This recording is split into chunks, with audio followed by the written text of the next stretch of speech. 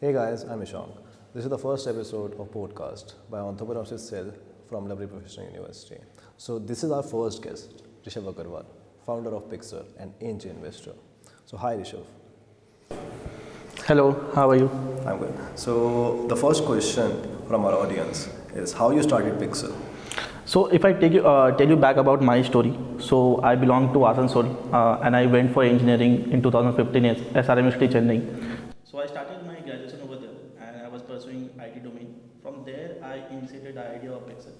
So definitely it was not a one day or a 1 week or a 1 month. So it took me around 2 to 3 years in order to establish the product, a proper product market fit, and eventually launching the product. So that's where the journey started. So when I was in second year of my college, I did internships. From there, I got to know more about the market, understanding about the market.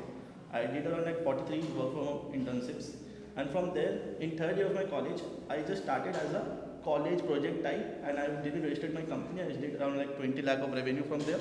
And from then I figured out an idea that this can be a scalable model. So when I tell scalable, I did a market research with around like 4,000, 5,000 students all across India, mainly from my college. And post that, when I graduated in June 2019, I launched Picxele, and from there the journey began. So June 2019 was the time when I launched Picxele, and today, if I talk about, we are in January 2023, we are successfully running Picxele with around like 750k users and with like 8 CR of revenue in across 3 years as of now. So that's about Picxele. And if I tell you a bit like what we do, we help company complete their business requirements in form of tasks through gig workers and part-time workers. So that's what we are solving for the better market and for the gig workers. Yeah. So Rishav, I'm inspired by your story and you said that you did 43 internships, work from home. How did you get that and how your opinion about that, how should a student entrepreneur should focus on that? They're like basic things. Once you start your startup journey, it's more important that you learn, because learning is what the major acceptance what you get in terms of starting your startup. So that's why I figured out that doing internship is the best criteria. And it didn't start with the planning actually. I did it like I just accidentally applied for a marketing internship being from IT domain. Then I saw that this is interesting actually. So that was the time in 2016, 2017, internships were getting famous.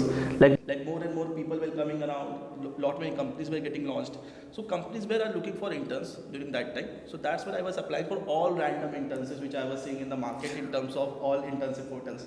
So from there I just kept on doing. In my free time I used to work for different companies, and from there I just figured out that yes, there's a gap in the market. With that problem itself, I launched my product in the fourth year. 1 year I tested the market while doing it offline via WhatsApp and Google Sales, etc. to test whether this particular business model will work or not. So my focus was to build the business model first, then launch the product. Okay, great. So the next question from our audience is what about startup ecosystem in India specific? Because nowadays we see tier 2 and tier 3 cities are giving more entrepreneurs to us. So what's your opinion about startup ecosystem? See, as we go along with year on year, we see many startups are launching in India. So from there, the ecosystem is getting evolved a lot. But the major thing which I talk about is like people are lacking the guidance in terms of what they are building, how they are building, and for whom they are building. So that is much more important if you talk about what we are building as a whole in the ecosystem. So that particular guidance is required. Not more than that, you should know what you are building, for whom you are building. Because today, if I talk about every other person you meet, whether he is a student, whether he is a working employee, he wants to do a startup. Why they want to do, that is being lacked.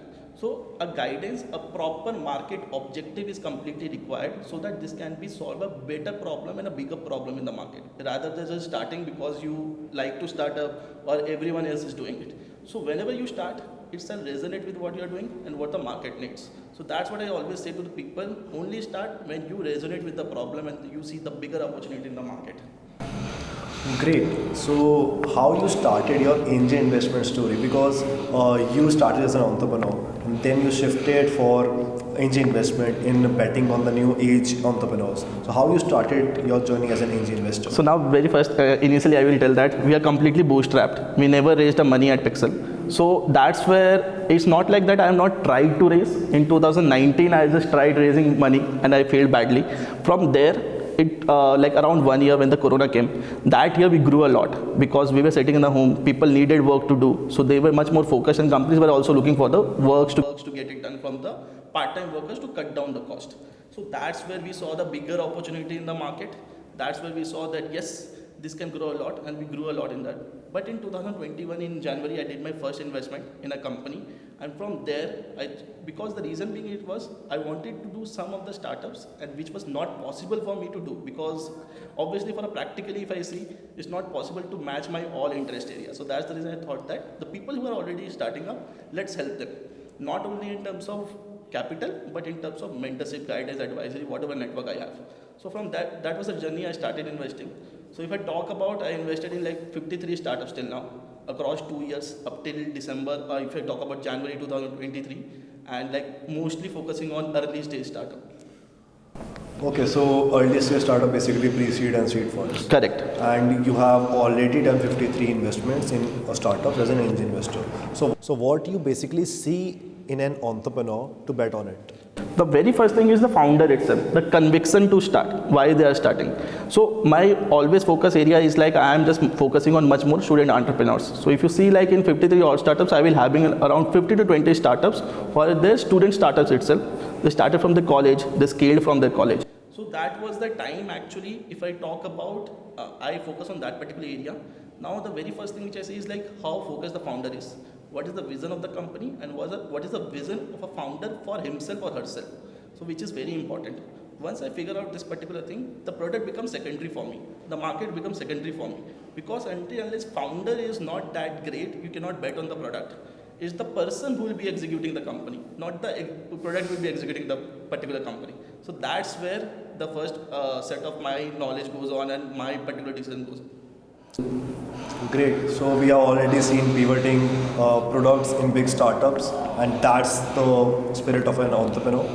So the second question that comes from our audience, the new question, is about you also launched your Dhando Fellowship.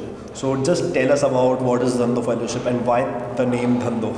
See, like as I told, we never raised money. So I always focused on building a business. And like I came from a tier 3 city where my father was saying, "Dhanda banana hai, अच्छा काम करना है." So from there, actually, it was just out of the blue, I got this particular name, I got an idea. The reason being I am doing this, like there were many students who used to reach out to me, like in terms of they wanted to start their startup, they want to get mentored, etc. They want to get the industry exposure. But the problem, that being a college student, you get lesser exposure to the outer ecosystem. So that's why I thought that let's bring them all in the same table. It's a completely free, but it's only applicable to a school-going student or a college-going student or a particular student who is graduated up to 1 year. So they will be eligible. They should have a startup. Doesn't matter you have a product or not. It's idea-based also. You can join the cohort, you can network with people. We try to guide them on every weekly basis. We try to bring industry experts also. So they come and talk to them, they solve the problem, etc. So that was the main motive, because personally, for me as an individual, it's not possible that I will talk to each and every person one by one. So that was the main motive to do it. And it's been 2 months since I launched this particular fellowship. So it's been 2 months and you already got more than 100 fellows joining you, right? Yeah, correct. Great, man. So any last note to our audience? So the last point which I'll be telling to the audience is like, don't start a startup because everyone is doing. Your neighbor is doing, your family member is doing. Or you see a unicorn founder doing a startup. Only start when you feel that the market is big and the opportunity is big and you are able to resonate with the idea. And never start a startup because you want to raise money, you want to grow rich. First see that what problem you are solving and for whom you are solving and how better you can do it from the other people out there. Once you do that, that is the right time to do a startup. Before that, get exposure to ecosystem, work with some other company, do XYZ thing, whatever you don't like or don't like. It can be both ways, but only step into the entrepreneurship once you get that particular conviction from your end. So that's what I will be saying to the audience. Great, man. Nice to have you on the podcast. Thank you so much.